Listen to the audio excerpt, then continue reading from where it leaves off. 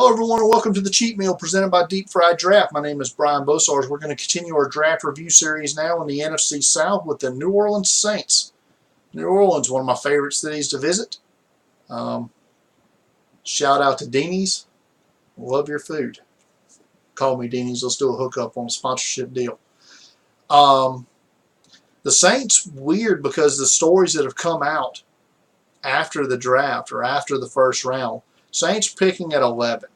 The story goes, and this was relayed by PGA Golf Tour guy who was in the draft room for some reason for the Saints. So the Saints wanted Patrick Mahomes at 11. Was going to draft their quarterback of their future at 11. But the Chiefs probably knew that. Also knew the Browns wanted Mahomes. So they move up from 27 to 10 and take Mahomes away. What the Saints did not expect, however, was their top position of need, corner, and the top corner on the board, Marshon Lattimore, would fall all the way to 11. He did. Saints snagged him up. Lattimore is a day one starter for the Saints, no doubt about it. Pick 32. The story goes like this. They're on the phone with Reuben Foster, linebacker from Alabama.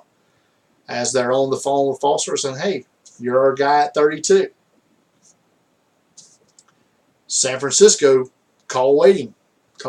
San Francisco, hey, we're trading up. We're going to 31. We're drafting Reuben Foster. Saints left. He hangs up on the Saints.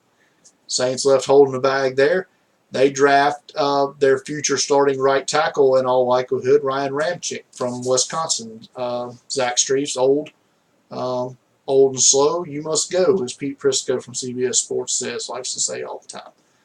But Ramczyk will eventually be the starting right tackle there. At pick 42, the Saints, who have invested a lot of capital in the safety position in the last few years. Kenny Vaccaro, first round pick a few years ago. They signed a big free agent deal with Jarvis Byrd. Drafted Von Bell in the second round last year. They come back with safety Marcus Williams from Utah, who is one of the better center field type safeties in this draft. With Von Bell, you have to think probably going to strong safety. That probably means Vaccaro's on his way out at some point, and Williams will take over as the starting free safety. In a move that a lot of people ask me about, because in the area I live in, Mobile, Alabama, a lot of New Orleans Saints fans here. A lot of people ask me, why would the Saints trade up for draft Alvin Kamara? They just signed Adrian Peterson to a 2-year, $7 million deal. They've got Mark Ingram as well as some other running backs. My rationalization was this. Kamara is the running back that is a style of running back that fits their system more than the other two. They're wide open.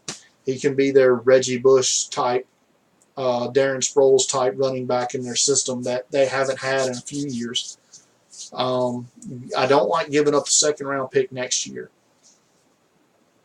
but it allowed them to keep their 2 third-round picks they had later in this draft. They get Kamara, and essentially, like I said, Mark Ingram's in the last year of his deal. Peterson's deal is probably a 1-year deal, if we're being honest with ourselves. So Kamara's probably going to be that top back for the Saints in 2018 and going forward. And they obviously liked him a lot to do what they did. So there's that.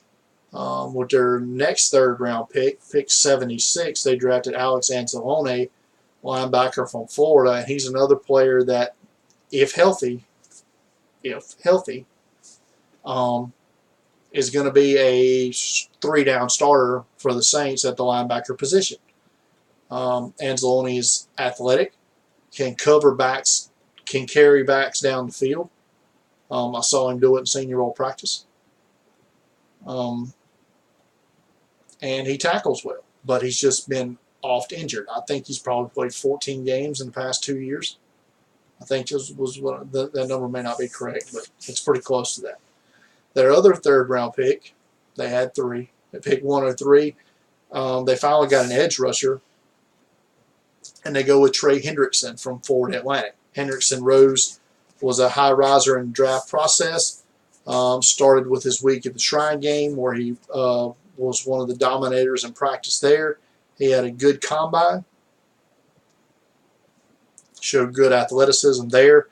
It allowed the Saints to feel comfortable picking him in the 3rd round. Saints didn't have another pick, and their only other pick in the draft was in the 6th round at pick 196, where they come back with another edge rusher in Miami's Al-Qadim Muhammad. The thing with him is he has some off-field issues. He's only played 1 season of football in the last 3 because of these issues he's had at Miami. Now, the one this past year, I don't think is really going to affect I don't think it really affected the way NFL teams looked at him at all as a negative, other than he didn't play last year. Now, the rumor was he was going to transfer to Hampton and play his senior year, but he, I guess, decided against that and just concentrated on getting ready for the combine and pro days and all that. But he missed his final season in Miami due to some deal with a booster and a luxury car lot or something. But anyway, they select Muhammad there. I think him and Hendrickson both could compete for time this season. Saints had some good undrafted free agent signings. They brought in my 116th best player, Traven Durrell, wide receiver from LSU. I think Durrell makes the team.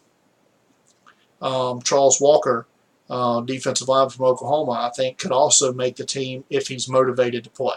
And that's why he's an undrafted free agent. Walker had some injury issues at Oklahoma, had some concussion issues at Oklahoma, basically quit halfway through his senior year and said, I'm out. I'm going to get ready for my pro career. I don't need to waste any more potential head injuries or whatever when I'm not getting paid.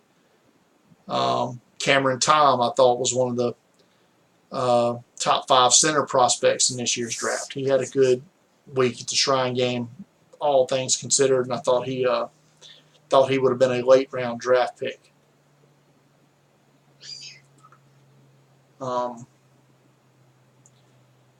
Saints total value grade ranked 13th in the NFL, average pick value 13th. Their money pick value took a little hammering because they actually have way more picks in the first 3 rounds than any other team did. The Saints had 6 picks in the first 2 days. But all in all, I thought the Saints got better. I think the Saints are a better team now than they were before the draft.